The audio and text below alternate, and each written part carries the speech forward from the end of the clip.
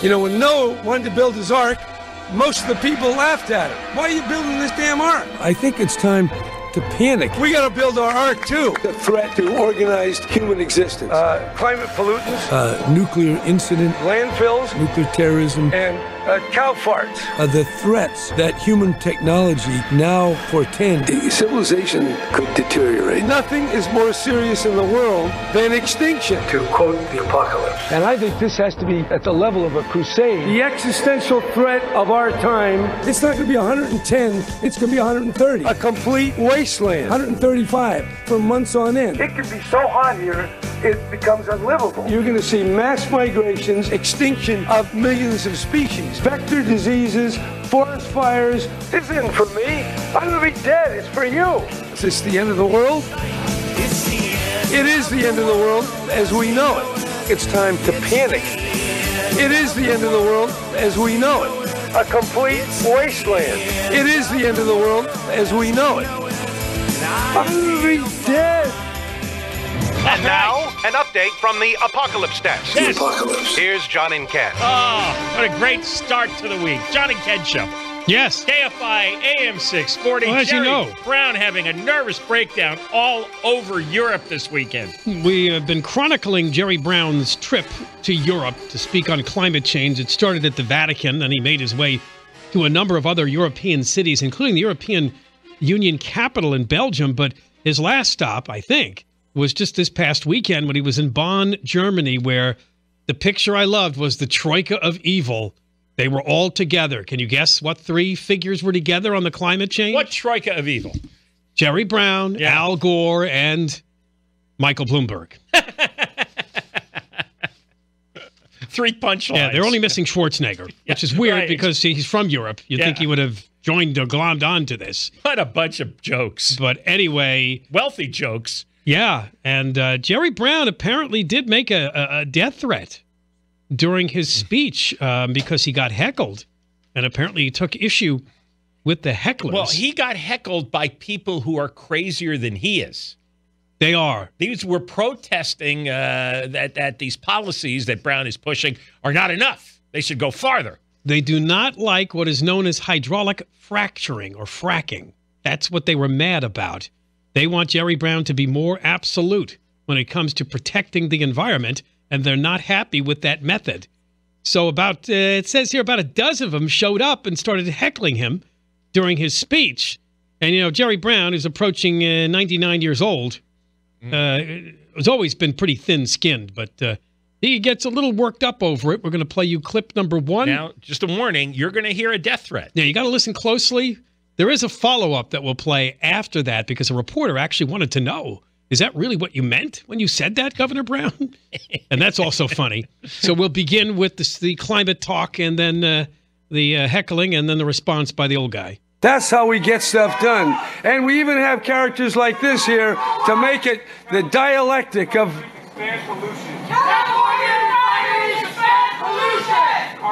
Yeah, I wish we could have no pollution, but we have to have our automobiles. What? In the ground. I agree with you. In the ground. Keep it in Let's the ground. put you in the ground so we can get on with the show here. Oh, no. Anyway, this is very California. Stop. Thank you for bringing... Stop. Holy mackerel. Oh, that's terrible. That's a terroristic threat. Because they were shouting, keep it in the ground. Keep the oil in the ground is what they meant. Right, because that's what the process does. It extracts oil and natural gas. Wait, roll that back. Let's hear this again. It's an outrage. This is aggressive and violent. In the ground. I agree with you. In the ground. Let's put you in the ground so we can get on with the show here. Whoa. Anyway, this is very Police. California. Thank you for bringing the diversity of dissent. Yeah, I don't think he expected this. The diversity of dissent. Actually, that's very mild here, so thank you. Governor Jerry Brown. Yes, I am Governor Jerry Brown. What's your name? What's your name? Yeah? Arbitrating of California is a false solution for the planet. Well, Indigenous peoples are the solution. thank you. Nature is not commercial. I wish I could speak in rhythm, but I don't. Respect Mother Nature.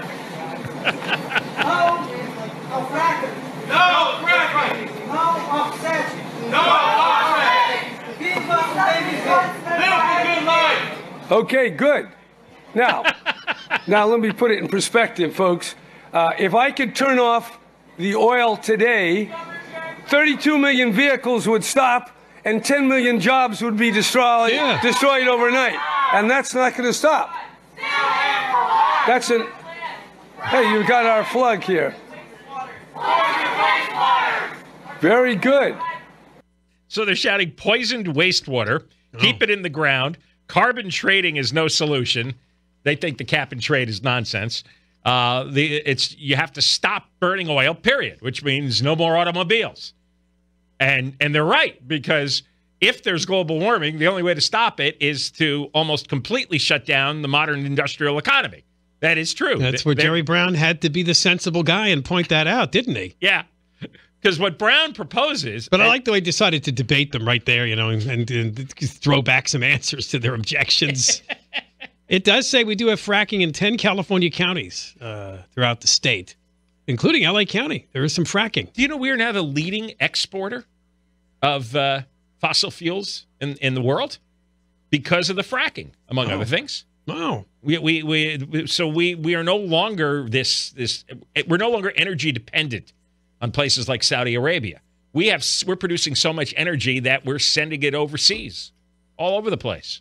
Yeah, I guess, by the way, what they do is they inject fluid into subterranean rock formations at high pressure. That's kind of the process of fracking to extract oil and natural gas. And these protesters claim there's dangerous byproducts that could leach into drinking water? Or Yes. Yes, sometimes water gets fouled in the process. That's what they're claiming as they yelled, yes. And the thing is, I know maybe 10 years ago or so, I read in the Los Angeles Times, huge, gigantic propaganda article, that we are at peak oil. That was the catchphrase, peak oil. And that our oil reserves were only going to go down from here on in. And while our oil needs were increasing, the reserves were decreasing. The amount of new oil discovered was decreasing. So eventually, we were all going to go to hell.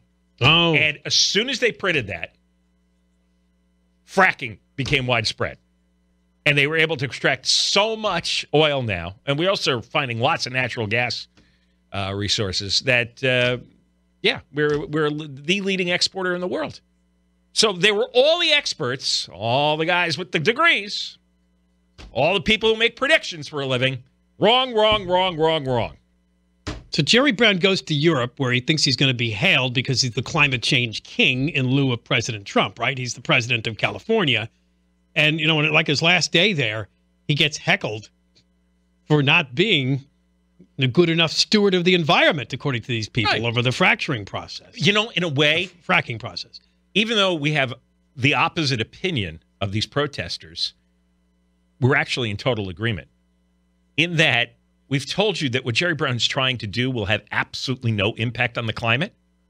And that's what they're calling him on. They're saying that what he's doing has no impact, because it's true. It's too feeble a response if it is a real existential threat, as he likes to say. Oh, you mean containing the carbon in the air? Yeah. Like we said, it's going to reduce 1/1000ths of a degree in global temperature over the next 83 years. That's why they're yelling. They're saying what you're doing does nothing. Because what he's doing does nothing. It's symbolic nonsense.